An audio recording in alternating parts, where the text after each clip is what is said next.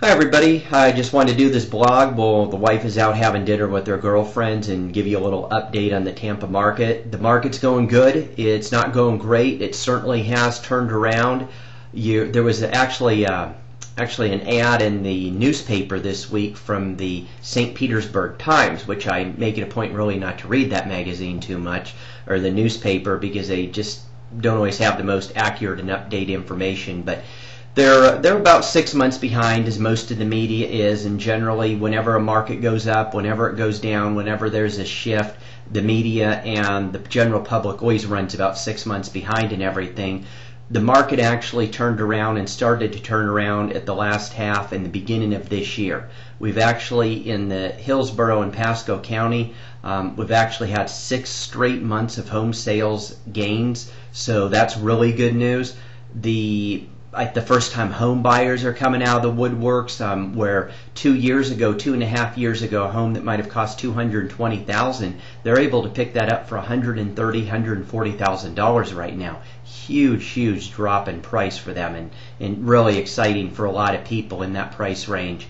And certainly the first-time home buyers. There's still some 100% financing going on, a lot of it through HUD, through a program called Nehemiah Meridream, and a lot of people are right now doing the 3% down. The other reason that it's starting to pick up is investors from overseas and above the board, Canadians and a lot of Europeans from different parts of Europe. So there's a lot of that, because it's no surprise the American dollar is very weak right now, and this is a great time to buy in the Tampa area, certainly in a lot of areas in Florida.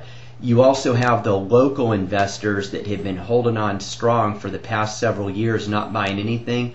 They're starting to come out, and just other people realizing the market's turning around. They could see what's going on in their neighborhood, and they want to get in on it. Well, the getting's good, so they're upgrading and doing different things.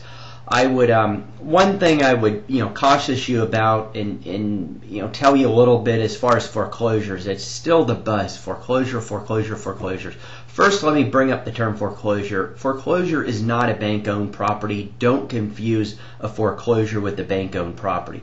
Foreclosure, and if you look it up in the dictionary, it's the legal process that the bank's going through. When the bank has foreclosed on the home, then it's a bank-owned property. Big difference. I bring that up because most foreclosures are short sales where the seller doesn't have the money to bring into the closing table, so the bank has to agree to take less money. Now, if you are looking at a foreclosure, please keep this in mind. The banks right now are running 2 to 4 months to get those contracts worked out. That's if they get worked out. I talked to a title company last week, asked them what percentage of their foreclosures are actually closing that they have on books, because title companies will do hundreds of transactions a month, and opposed to maybe real estate agents and mortgage bankers. So they said only about 10 to 15% of all foreclosures. Now, if you know what you're doing, or if you get a real estate agent that knows what they're doing, and now I'm finding out that a lot of agents are just starting to say they're certified foreclosure specialists, which quite frankly hacks me off, because I am a certified foreclosure specialist. And I even talked to one the other day. She said she was a certified foreclosure specialist. She's never done one deal in real estate. Unbelievable. Sat through some little 6-hour seminar and they deemed her a foreclosure specialist. But be real careful. Those are taking a while. Bank-owned properties, a little bit better.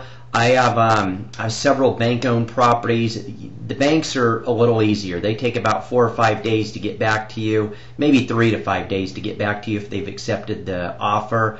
Once they do, it's taking about 30 to 45 days to close the deal. A lot of them are putting 30 days, and they're not meeting that. I have 2 right now, one that was supposed to close 5 days ago, and the other one that was supposed to close yesterday. The title company or the attorney missed it on both of them. So sort of a tough situation for the home buyers. But a lot of problems on the banks, just delays, so expect delays. Homeowners, that's okay. Banks, though, as far as getting good deals, banks are the way to go. I wouldn't even, I'm looking at investing now again myself, and I wouldn't even personally go to foreclosures. I just think they're a big waste of time. But banks, you could get some really good deals. Some of the banks out there are letting properties go that are in really good condition, that need nothing more than maybe paint, in some cases paint and carpet, which is very inexpensive to do in homes.